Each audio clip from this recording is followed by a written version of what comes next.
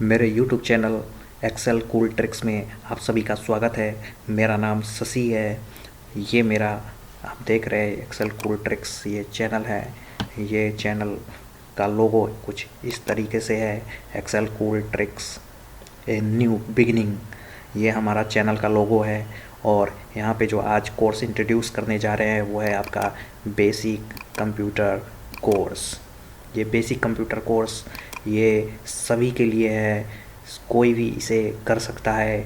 इसमें बिल्कुल जीरो से स्टार्ट है और ये उस लेवल का कोर्स है। इसको सीखने के बाद कोई भी चाहे वो स्टूडेंट हो, चाहे ऑफिस स्टाफ हो या फिर हाउस वाइफ हो, ये कोई भी कर सकता है। और इसको सीखने के बाद वो कंप्यूटर वर्क में बिल्कुल अपने आप को ढाल सकता है और अपने आप को बिल्कुल ईजी महसूस कर सकता है। बहुत ही आसानी से वो कंप्यूटर ऑपरेट करना सीख जाएगा, कंप्यूटर चलाना सीख जाएगा, ऑफिस में काम करना सीख जाएगा। इसमें उस तरीके का कंटेंट्स हमने डाले हैं जिसे आप आसानी से सीख सकते हैं। तो ये आज से ये बेसिक कंप्यूटर कोर्स चलने जा रहा है। तो आप सभी से रिक्वेस्ट है कि इस वीडियो को लास्ट तक देखें और ज़्यादा से ज़्यादा शेयर करें, ज़्यादा से ज़्यादा सब्सक्राइब करें, ज़्यादा से ज़्यादा लोगों तक पहुंचाएं ताकि कोई भी इससे वंचित ना रहे और इससे इसका लाभ उठा सके।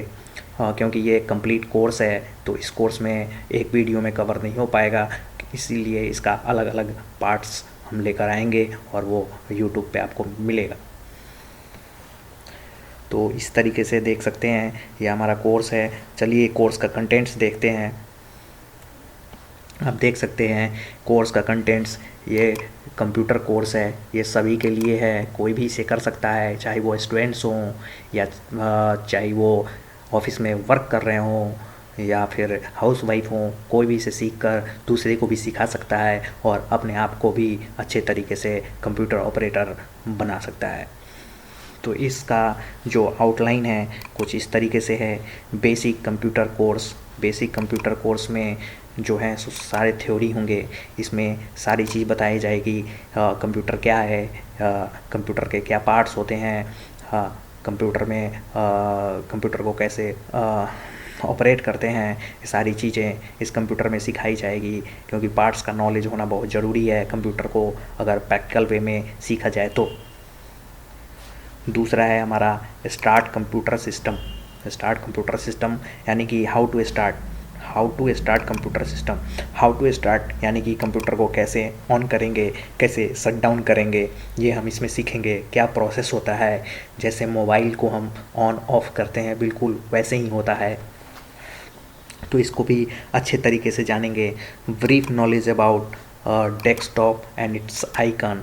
जब हम कंप्यूटर लोड हो जाएगा तो वहाँ पे जो एरिया आएगा, जो वर्किंग एरिया होगा, उसको डेस्कटॉप कहते हैं और उस पर कुछ आइकन्स होंगे, कुछ फोल्डर्स होंगे, उस फोल्डर का नाम होगा। बिल्कुल जैसे आप मोबाइल ऑन करते हैं और आपके सामने जो स्क्रीन आता है, उसी स्क्रीन को डेस्कटॉप कहते हैं कंप्यूटर के लैंग्वेज में। और उस पे जो आइकन्स होते हैं उसको आइकन्स बोलते हैं, कुछ फोल्डर्स होते हैं, कुछ फाइल्स होते हैं, वही आइकन्स होते हैं, उन्हीं को आइकन्स बोला जाता है, फाइल और फोल्डर को।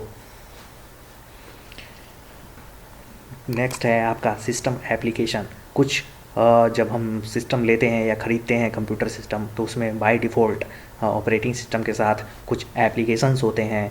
नोटपैड, छोटे मोटे टेक्स्ट वर्क के लिए, टाइपिंग के लिए, छोटे मोटे कुछ नोट करने के लिए नोटपैड होते हैं।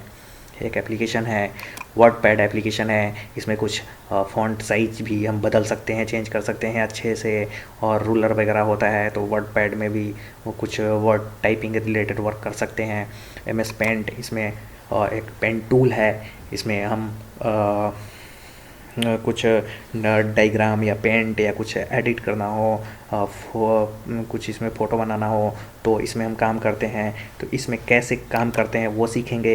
ये अगर आपने इतना सीख लिया तो इससे आप कंप्यूटर को ऑपरेट करना सीख जाएंगे। लेकिन अगर आपको ऑफिस में काम करना है तो उसके लिए नीचे ये MS ऑफिस पैकेज है, MS Office, Microsoft office.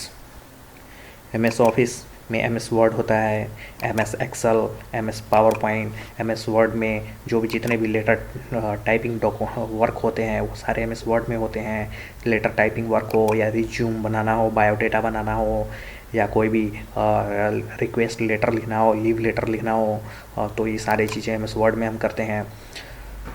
M S Excel जो है ये स्प्रेडशीट पैकेज है। इसमें हम टेबल टाइप फॉर्मेट जो जितने भी होते हैं, या कैलकुलेशन के लिए जैसे सैलरी शीट बनाना, या स्टूडेंट का डेटाबेस बनाना, या टीचर का डेटाबेस बनाना, तो लार्ज स्केल पे जो टेबलर फॉर्मेट वर्क होता है वो एम एस एक्सेल में करते हैं।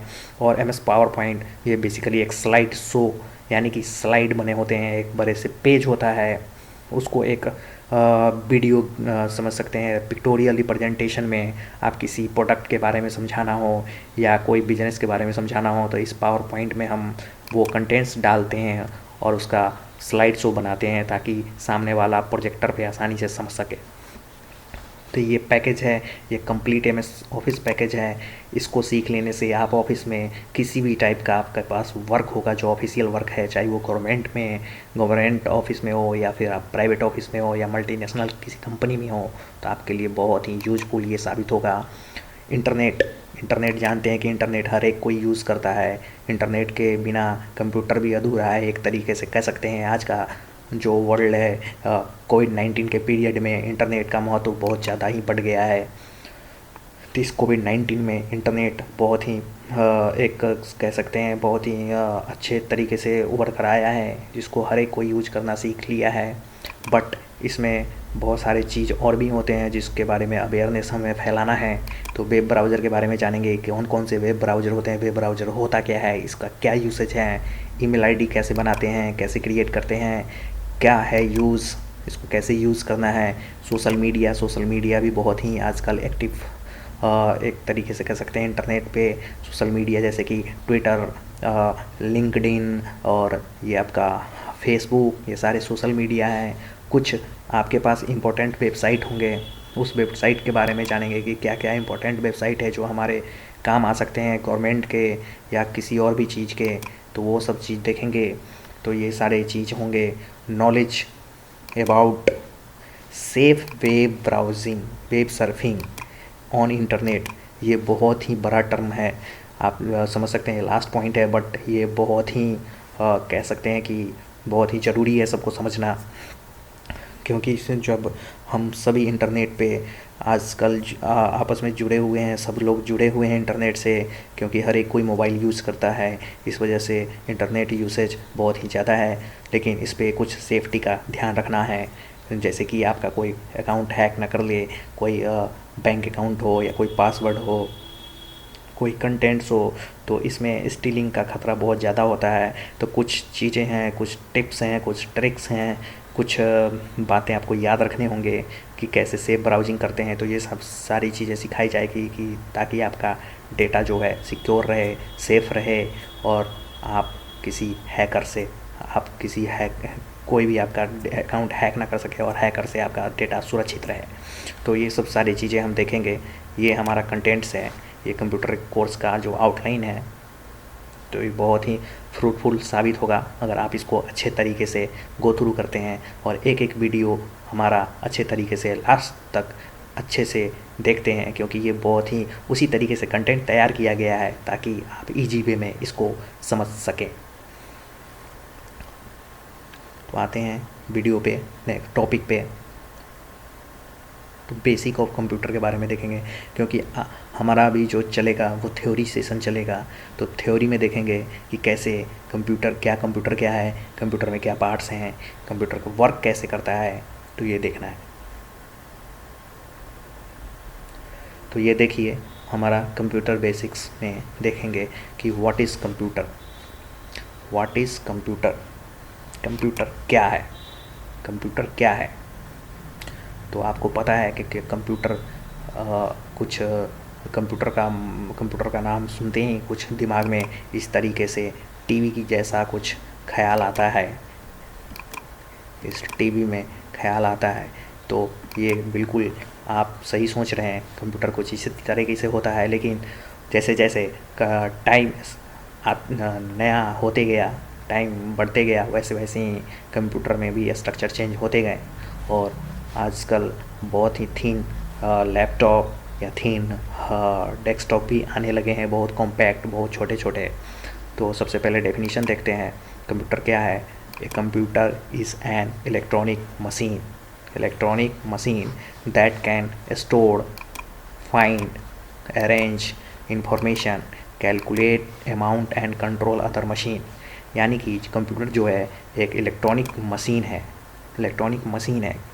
क्योंकि इलेक्ट्रॉनिक मशीन है, इसमें चिप्स होते हैं, बहुत सारे चिप्स हैं, सेमीकंडक्टर डिवाइस हैं, आईसीज हैं, सर्किट हैं, जिसको सर्किट बोलते हैं, आईसी इंटीग्रेटेड सर्किट, और ये पावर से ऑपरेट होता है।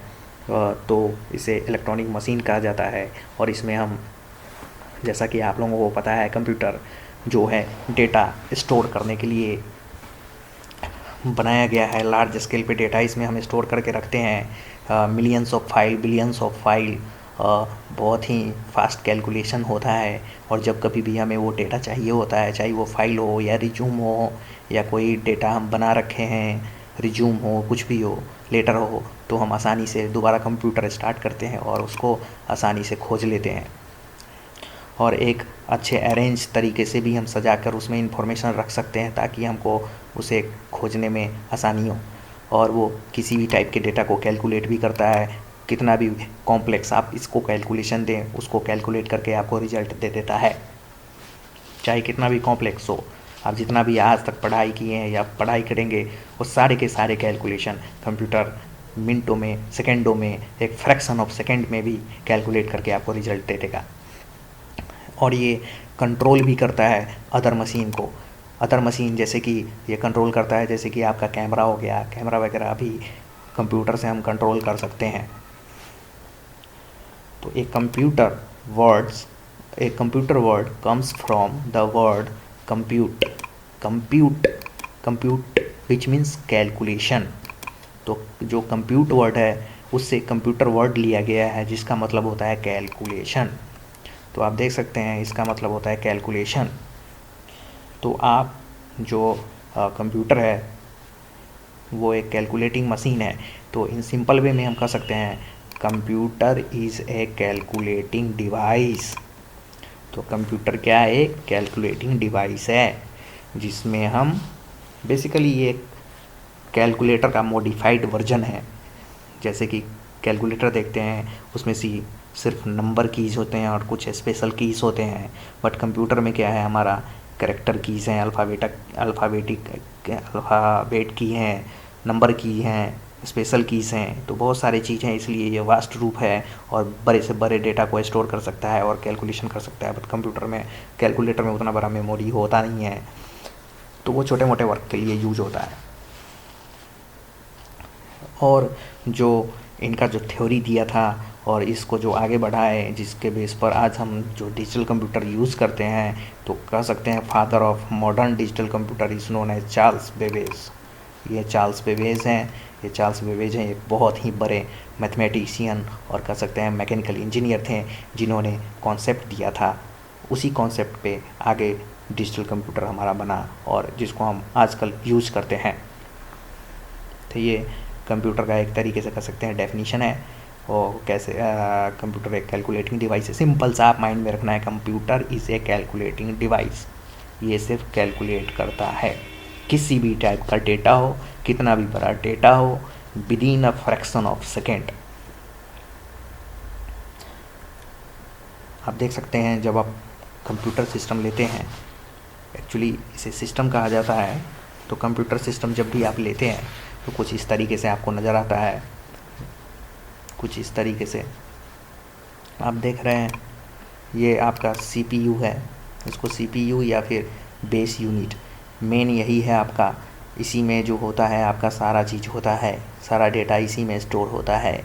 यहीं से डेटा हम लेते हैं और जो डेटा हमको दिखाई देता है वो इस मॉनिटर पे दिखाई देता है। इसको मॉनिटर कहते हैं। मॉनिटर एक टीवी लाइक होता है, बिल्कुल टीवी जैसा ही होता है। तो आजकल तो बहुत सारे स्मार्ट टीवी भी आ गए हैं जो कंप्यूटर लाइक वर्क करते हैं और टीवी में भी कनेक्शन हम इस CPU का कर सकते हैं। ये हमारा प्रिंटर है। जो कोई भी डेटा इसमें यहाँ पर जो दिखाई देता है टेक्स्ट फॉर्मेट में, उसको एक पेपर पे प्रिंट करने के लिए, पेपर पे लाने के लिए हम इस प्रिंटर का उपयोग करते हैं। और प्रिंटर से हम, ये आप देख रहे हैं पेपर है, इस पेपर पे वो टेक्स्ट या ग्राफिक्स या जो भी इमेज हैं वो इस पेपर पे आ जाता है। कंप्यूटर में, सीपीयू में या कंप्यूटर में डेटा फीड करने के लिए हमारे पास कीबोर्ड होता है। ये कीबोर्ड है, इसमें बहुत, ये बिल्कुल टाइपराइटर के जैसा कीबोर्ड होता है। इसमें वैसे ही कीज़ होते हैं। इस कीज़ को यूज़ करके हम डिफरेंट टाइप से लिख सकते हैं, डिफरेंट वर्क कर सकते हैं। उसी तरीके से हमारे पास माउस भी होता है, जिससे हम किसी भी चीज़ को एक्सेस करते हैं। कोई फाइल हो, कोई फोल्डर हो, उसको एक्सेस करने के लिए हम माउस भी यूज़ करते हैं। तो ये दोनों चीज़ जो हैं कंप्यूटर में डेटा फीड कराने के लिए यूज होता है। अब कंप्यूटर से म्यूजिक सुनना है तो उसके लिए, साउंड के लिए हमारे पास एक दो स्पीकर होते हैं। इसको स्पीकर, ये जो देख रहे हैं ये स्पीकर है, ये साउंड प्रोवाइड कराएगा। ये हमें साउंड इसी से आएगा, तो ये स्पीकर है। तो आप देख सकते हैं ये एक बेस यूनिट है। अगर हो सकता है बहुतों के घर में ये लगा हुआ हो, तो यही आपका कंप्यूटर है।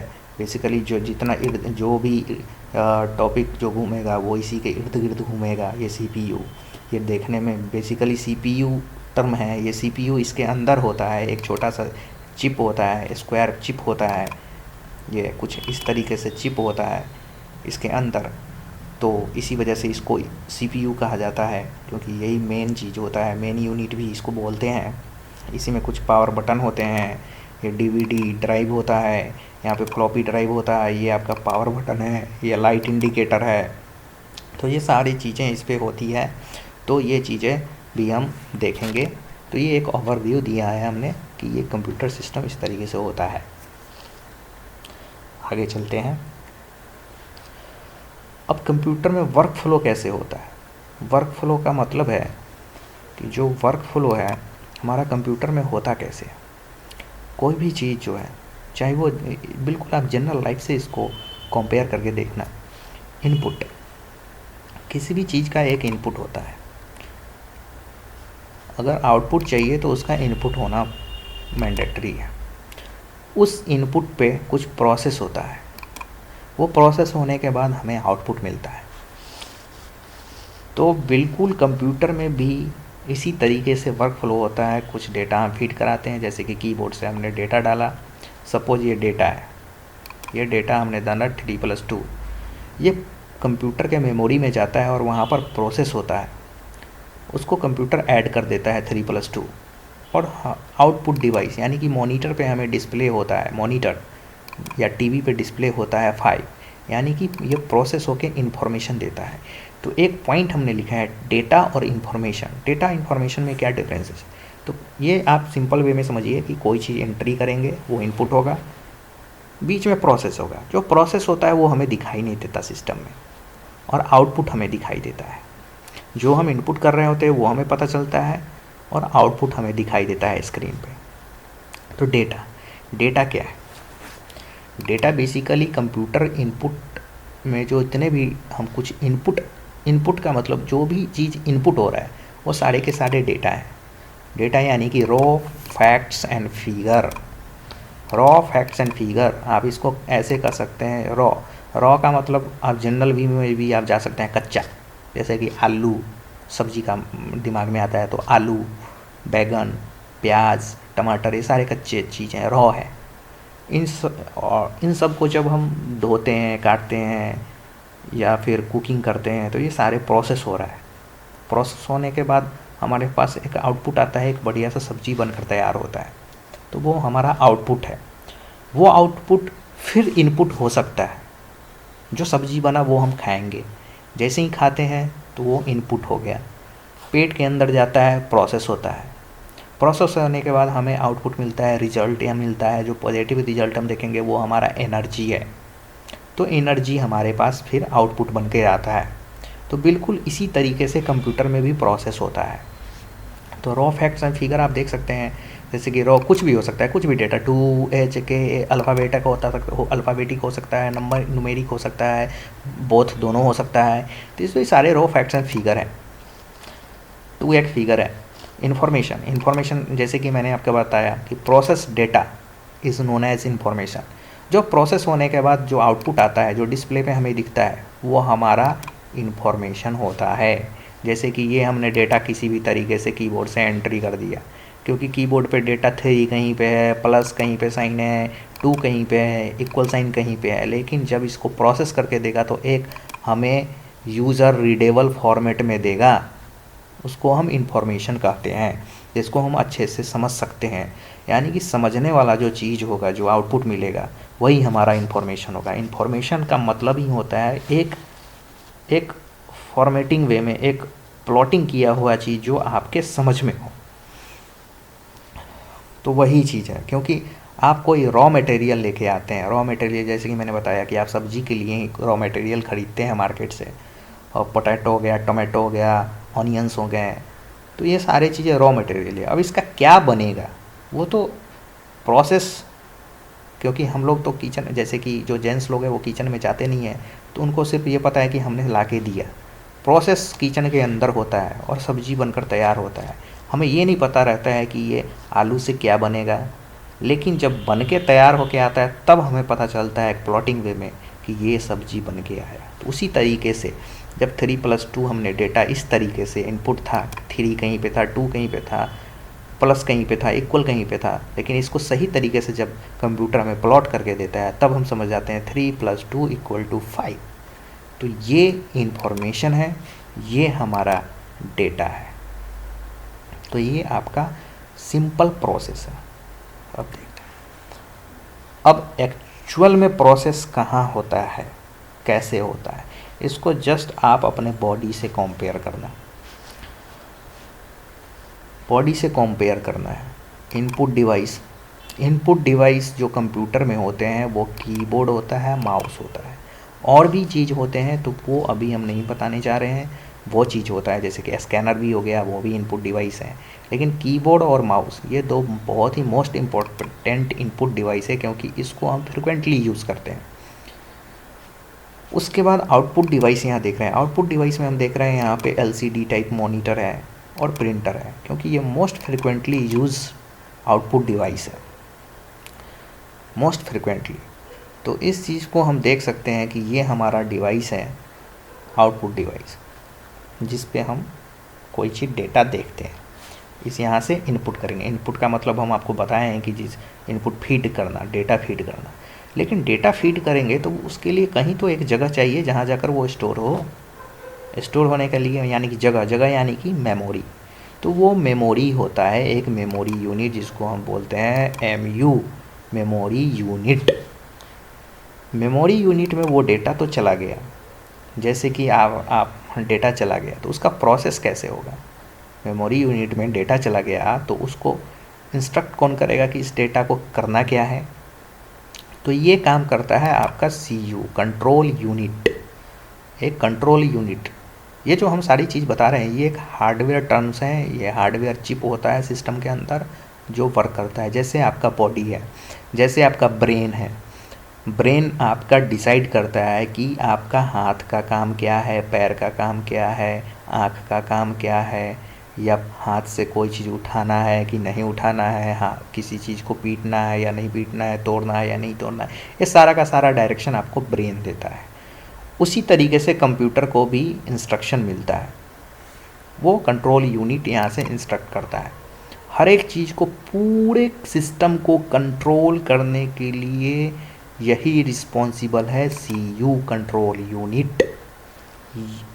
ये जो इनपुट है, आउटपुट है, ये हम सब आसानी से देख लेते हैं, लेकिन ये जो तीनों टर्म है MU, CU और ये ALU, ये सारे सिस्टम के बंद डब्बे के अंदर होता है, इसलिए हम इसको नहीं देख पाते हैं। तो ये सारा का सारा कंट्रोल काम ये करेगा। आप यहाँ पे देख रहे हैं 2 तरीके से लाइन दिया गया है। एक है एरो लाइन, ये आप देख रहे हैं एरो, और दूसरा है डॉटेड लाइन, ये डॉटेड लाइन। ये डॉटेड लाइन का मतलब है कि ये CU से आप देख रहे हैं सारे डिवाइस जुड़े हुए हैं, सारे यूनिट CU से डॉटेड लाइन से जुड़े हुए हैं। लेकिन एरो लाइन से CU नहीं जुड़ा हुआ है, क्योंकि डेटा का फ्लो नहीं होता है वहाँ पे। आप देखिए ये डॉटेड लाइन ये रिप्रेजेंट कर रहा है कि इसको भी कंट्रोल कर रहा है, इसको भी कंट्रोल कर रहा है, आउटपुट को भी कंट्रोल कर रहा है, LU को भी कंट्रोल कर रहा है, MU को भी कंट्रोल कर रहा है, इनपुट यूनिट को भी कंट्रोल कर रहा है। तो ये काम CU करता है, कंट्रोल यूनिट। अब डेटा तो हमने डाल दिया, 2+3 मेमोरी में गया, अब उस पर कैलकुलेशन होना है, तो ये डिसीजन कौन देगा? एक कंट्रोल यूनिट भेजेगा मेमोरी यूनिट को, भैया यहाँ से जो डेटा है वो ALU को फॉरवर्ड कीजिए। तो जो डेटा है यहाँ से चलेगा और यहाँ पहुँचेगा ALU सेक्टर में, ALU के रूम में। अर्थमेटिक लॉजिक यूनिट यानी कि जितने भी अर्थमेटिकल, यानी कि plus minus multiplication division remainder, ये सारे के सारे कैलकुलेशन। लॉजिकल यानी कि greater than, less than equal to, and, और सारे के सारे लॉजिकल ऑपरेशन। इन शॉर्ट में आप कह सकते हैं कि जितने भी कैलकुलेशन होते हैं सारे इसी के अंदर होते हैं, यानी कि ये कैलकुलेशन बॉक्स है, ये कैलकुलेशन यूनिट है ALU। तो कंट्रोल यूनिट बोला मेमोरी यूनिट को, भैया डेटा आपके पास है, उस पर अभी कोई वर्क हुआ नहीं है, तो आप सीधे ALU को सप्लाई कीजिए। ALU को डेटा यहाँ सप्लाई होता है। ALU भैया क्या करते हैं, उस 3+2 को जोड़ देते हैं, 3+2 = 5। वो अब डेटा क्या सेंड करते हैं, 5 को यहाँ से सेंड करते हैं। 3+2 तो इनके पास आया था, उसको ये कैलकुलेट किया, और 5 जो डेटा है यहाँ से फिर से एरो जो नज़र आ रहा है, ये एरो इसके थ्रू फिर से कंट्रोल यूनिट कहता है कैलकुलेशन हो गया, तो आप भैया मेमोरी यूनिट को भेज दीजिए। CU को हर एक का इन्फॉर्मेशन पता है, हर एक का काम करने का टाइम पता है, इसीलिए CU सबको कंट्रोल करता है। ये बेसिकली एक मैनेजर है, सबको मैनेज करना है इसको। तो यहाँ से मेमोरी यूनिट को गया, मेमोरी यूनिट के पास फिर देखता है कि इसके पास और भी डेटा है क्या। CU देखा कि नहीं भैया और डेटा नहीं है, अगर डेटा होता तो फिर वापस भेजता है ALU को, कहता है कि इसमें और भी डेटा छूट गए थे, उसको भी ऐड कीजिए। फिर वो ऐड करके मेमोरी यूनिट को देता, उसके बाद मेमोरी यूनिट को कहता है आपका कैलकुलेशन का काम ख़त्म हो गया है, अब इस पर कोई कैलकुलेशन नहीं होना है, आप इस डेटा को सीधे आउटपुट यूनिट पे सेंड कीजिए। वैसे ही कंट्रोल यूनिट का ऑर्डर इसको मानना है, और आउटपुट यूनिट पे वो डेटा हमें मॉनिटर पे दिखाई देने लगता है। ये सब सारे वर्क जो होते हैं विदिन फ्रैक्शन ऑफ सेकेंड में होता है, माइक्रो सेकेंड में होता है, माइक्रो सेकेंड। ये डेटा यहाँ पर हमको नज़र आने लगता है, चाहे वो टेबल हो, चाहे वो रिज्यूम हो, या फिर कोई लेटर हो, वो सारे प्रोसेस होने के बाद यहाँ पर हमको नज़र आता है। अगर उसको वही हार्ड कॉपी यानी कि कागज़ पे प्रिंट करना हो तो प्रिंटर से हम प्रिंट ले लेते हैं, ताकि परमानेंटली हम उसको कहीं पे रख सकते हैं। तो ये इसका बेसिक प्रोसेस है। जैसे आदमी कान से कोई इंस्ट्रक्शन कोई दे रहा है कि 2+4 कर आपको जोड़ना है, तो जो इंसान होता है वो कान से सुनता है, कान से सुना यानी कि इनपुट हुआ, उसके ब्रेन में गया, यानी कि उसका जो ये ब्रेन है CPU, ये दोनों को मिलाकर CPU बनता है सेंट्रल प्रोसेसिंग यूनिट। सॉरी, ये तीनों को मिलाकर CPU बनता है सेंट्रल प्रोसेसिंग यूनिट। ये जो तीनों यूनिट है, जो ब्रेन है, ब्रेन में क्या है, मेमोरी भी है, कंट्रोल करने का पावर भी है, और कैलकुलेशन करने का पावर भी है। तो ये तीनों चीज़ आपके ब्रेन में है। तो उसी तरीके से कंप्यूटर का जो ब्रेन होता है, मेमोरी यूनिट, कंट्रोल यूनिट और ALU, अर्थमेटिक लॉजिक यूनिट, ये तीनों को मिलाकर कंप्यूटर का ब्रेन बनता है। इस ब्रेन का नाम दिया गया है कंप्यूटर में central processing unit.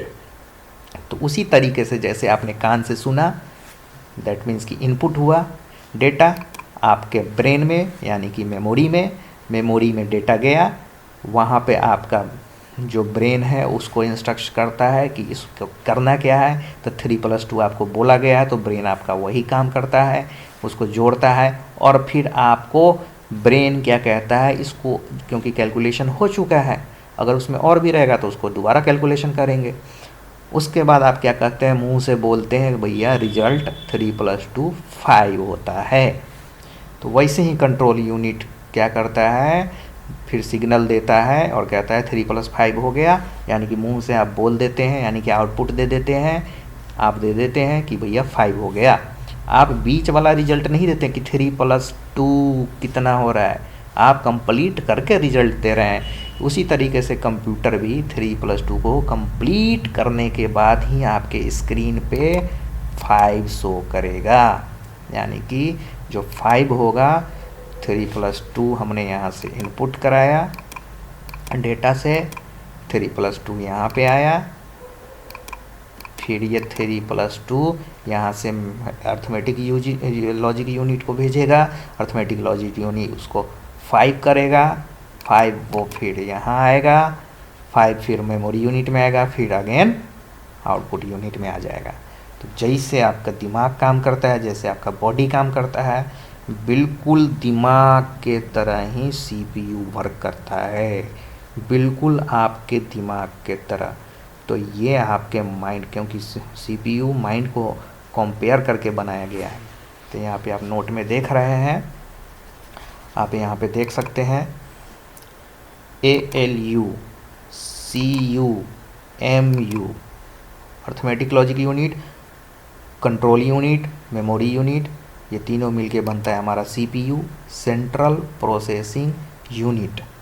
Central processing unit यानी कि हमने आपको बताया है यहाँ पे सेंट्रल प्रोसेसिंग यूनिट क्या होता है, MU, CU, ALU, यानी कि आपके जैसे ब्रेन में मेमोरी भी होता है, कंट्रोल करने का पावर भी होता है, और उसको कैलकुलेशन करने का भी पावर होता है आपके ब्रेन में।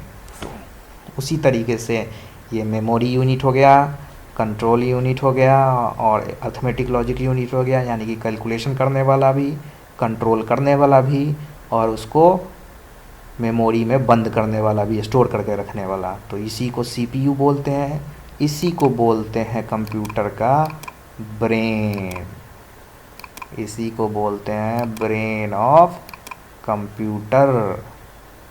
यही है ब्रेन कंप्यूटर का, सारा का सारा प्रोसेस यहीं से स्टार्ट होता है।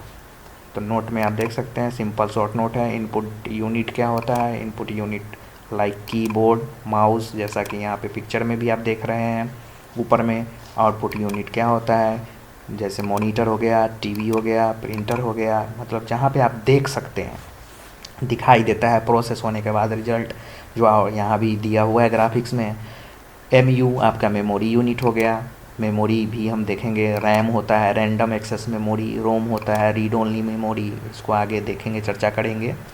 रैम, जैसे कि आपका मोबाइल में रैम होता है, रैम कहते हैं ना कि रैम, इतने रैम का मोबाइल है, यानी कि जितना ज़्यादा रैम होगा आपका एप्लीकेशन उतना से ज़्यादा आप ओपन कर सकेंगे, और कंप्यूटर आपका हैंग नहीं होगा, प्रोसेस स्मूथ होगा। तो इसलिए लोग खोजता है, हर एक कोई परचेज करना चाहता है कि रैम ज़्यादा हो, जब ज़्यादा रैम होगा तो डिवाइस महंगा भी होगा। रोम, रोम होता है रीड ओनली मेमोरी, ये ज़रूरी होता है किसी भी सिस्टम को स्टार्ट करने के लिए रोम।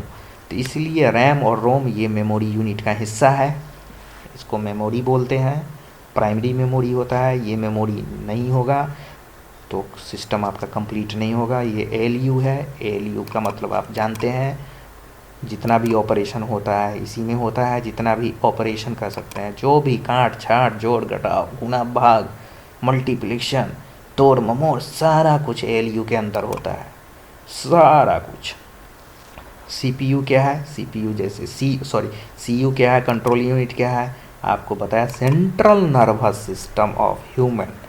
जैसे कि आपका सेंट्रल नर्वस सिस्टम होता है, जैसे कि नर्वस सिस्टम तो पूरा, जैसे कि आपका बॉडी मेमोरी हो गया, मेन मेमोरी होता है ये।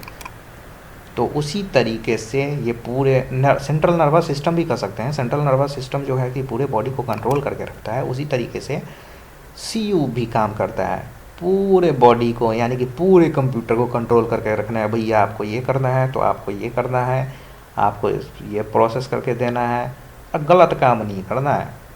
जो आपको डेटा यूजर प्रोवाइड करा रहा है उसी को कैलकुलेट करके आगे प्रोवाइड कराना है।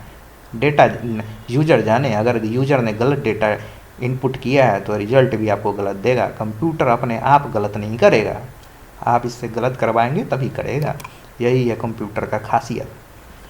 और millions of file, billions of file इसमें स्टोर करके रख सकते हैं, कभी भी कहीं भी एक्सेस कर सकते हैं इंटरनेट के माध्यम से। तो ये बेनिफिट है कंप्यूटर का यूज रियल लाइफ में, और आजकल तो यूज़ बहुत बढ़ गया है, और आने वाले वक्तों में और भी यूज बढ़ जाएगा। कोरोना पीरियड में तो और यूज़ बढ़ गया है। आगे चलते हैं। अभी कंप्यूटर सिस्टम तो आप समझ गए कि क्या चीज़ होता है। ये मॉनिटर होता है जिस पे हम देखने के लिए यूज़ करते हैं। ये आपका सीपीयू है, इसमें ये पावर बटन है, इसको जब हम प्रेस करेंगे इस पावर बटन को, ये पावर बटन है, इसको जब हम प्रेस करेंगे तो आपका सिस्टम स्टार्ट हो जाएगा। ये आपका स्पीकर है गाना सुनने के लिए, साउंड के लिए, स्पेस कह सकते हैं साउंड के लिए। ये आपका कीबोर्ड हो गया जिससे हम डेटा एंट्री करेंगे, कुछ भी नंबर हो, कैरेक्टर हो, ABCD 1 2 3। ये प्रिंटर हो गया, कागज़ पे अगर प्रिंट लेना है, इंक के कागज़ पे अगर कुछ भी प्रिंट लेना है तो ये प्रिंटर से ले लेंगे। ये आपका माउस हो गया जिससे हम कंट्रोल करेंगे कोई भी फोल्डर को ओपन करने के लिए, क्लोज करने के लिए। कीबोर्ड से भी कर सकते हैं लेकिन माउस से ज़्यादा आसानी से लोग करता है और आप कर सकते हैं। तो ये सारे यूसेज हैं। आगे देखते हैं यूनिट ऑफ कंप्यूटर। कंप्यूटर तो पढ़ लिया, अब उसमें क्या क्या यूनिट है, मतलब क्या पार्ट्स होने चाहिए जो एक सिस्टम को परफेक्ट बनाता है।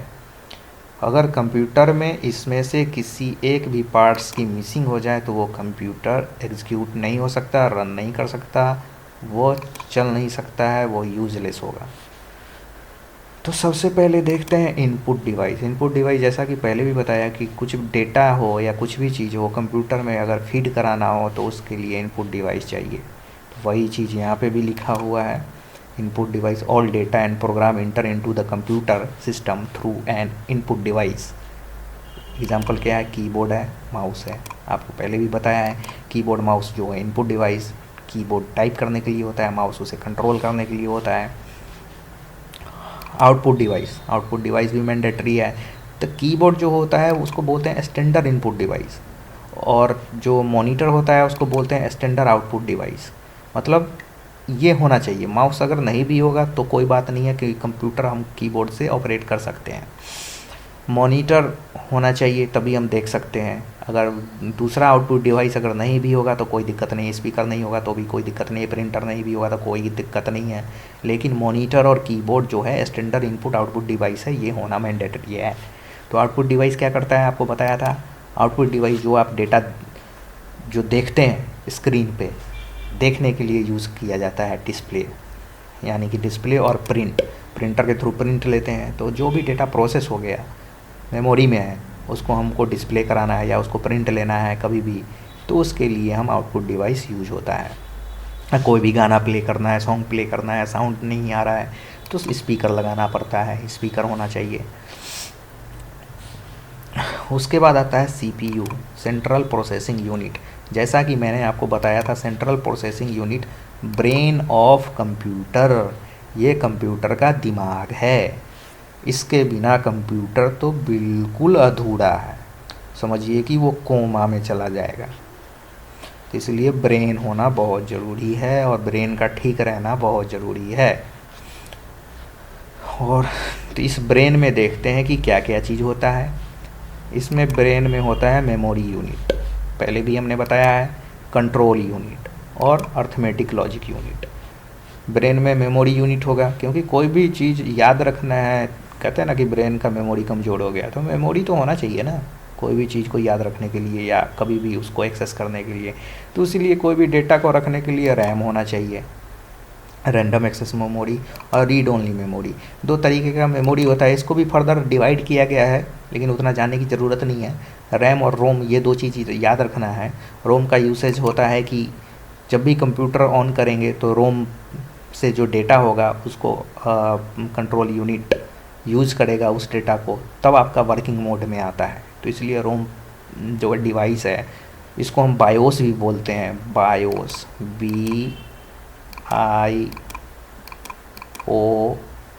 BIOS, BIOS, basic input output system. Basic input output से पता चल गया ना, बेसिक इनपुट आउटपुट। तो ये बेसिक इसमें कुछ प्रोग्राम होता है जो रन होता है जैसे ही पावर ऑन करते हैं, रन होता है और यहाँ से ही चेक किया जाता है, सिस्टम को चेक करते हैं कि कीबोर्ड आपका सही चल रहा है कि नहीं है, मॉनिटर आपका सही चल रहा है कि नहीं है। ये सारा चीज़ चेक करते करते आपका एक वर्किंग कंडीशन में सिस्टम आता है, तब आप काम करना स्टार्ट करते हैं।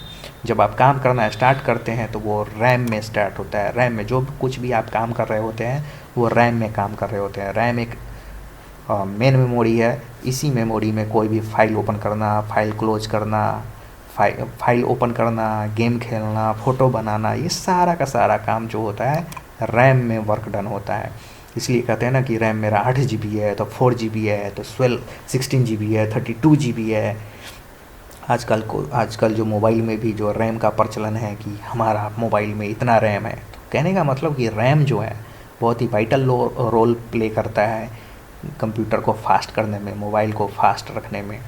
तो इसलिए जितना ज़्यादा रैम होगा, और रैम का कॉस्ट थोड़ा ज़्यादा होता है क्योंकि ये सॉलिड स्टेट ड्राइव है, सॉलिड स्टेट ड्राइव SSD है, सॉलिड स्टेट ड्राइव बोलते हैं।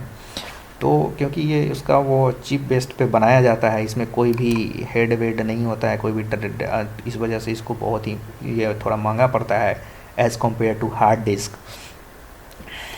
तो जैसे कि बिल्कुल उसी तरीके से होता है जैसा आपका पेन ड्राइव होता है, थोड़ा महंगा पड़ता है। तो जितना ज़्यादा रैम होगा उतना फास्ट आपका कंप्यूटर चलेगा। इस पे भी डिपेंड करता है क्योंकि कैलकुलेशन इसी में होता है क्योंकि कोई भी डेटा लोड इसी में होता है। उसके बाद कंट्रोल यूनिट, जैसा कि जानते हैं, ये मैनेजर या आपका सेंट्रल नर्वस सिस्टम की तरह वर्क करता है। मैनेजर की तरह क्या करता है, ये कंट्रोल ऑल एक्टिविटी। पहले भी बताया कि ये कंट्रोल है, नाम इसीलिए इसका कंट्रोल यूनिट है। ये पूरे सिस्टम को कंट्रोल करके रखता है। भैया तेरे को ये नहीं करने दूंगा, तुम्हें जो कह रहा हूँ वही करना है। ये कंट्रोल यूनिट का पावर है। और ALU अर्थमेटिक लॉजिक यूनिट, इसका तो मतलब ही लॉजिक है, यानी कि जितने भी लॉजिकल ऑपरेशन होंगे, एंड और relational operation, greater than, less than, equal to, सारे के सारे इसमें। अब मैथमेटिक्स तो आप तो जानते ही हैं, बचपन से पढ़ते आए हैं। जोड़, घटा, गुणा, भाग, प्लस माइनस, मल्टीप्लिकेशन, ये सारे डिवीजन, ये सारे के सारे कैलकुलेशन इसी में होते हैं। कहने का मतलब जितने भी कैलकुलेशन है वो सारे के सारे आपका ALU में होगा। तो थोड़ा सा नोट्स हमने नीचे दिया है कि 2LU equal to 2 core, 4LLU equal to 4 core. यानी कि जब भी हम कहते हैं microprocessor, actually microprocessor जो होता है वो कहते हैं ना कि मेरा माइक्रो प्रोसेसर, तुम्हारा प्रोसेसर क्या है, क्वाड कोर है, ऑक्टा कोर है, हेक्सा कोर है। तो ये जो प्रोसेसर होता है, इस प्रोसेसर में ये 2 पार्ट होते हैं। जो प्रोसेसर होता है इसमें ये 2 पार्ट होते हैं, कंट्रोल यूनिट और अर्थमेटिकल लॉजिकल यूनिट। और भी पार्ट होते हैं, उसको बोलते हैं रजिस्टर। तो रजिस्टर अभी नहीं समझना है। तो ये कंट्रोल यूनिट और ALU को जब कंबाइंड करेंगे, यानी कि इस दोनों को कंबाइंड करेंगे, तो हमारा बनेगा प्रोसेसर। इसी प्रोसेसर में कहते हैं ना कि हमारा प्रोसेसर डुअल कोर है, यानी कि 2 कोर वाला है।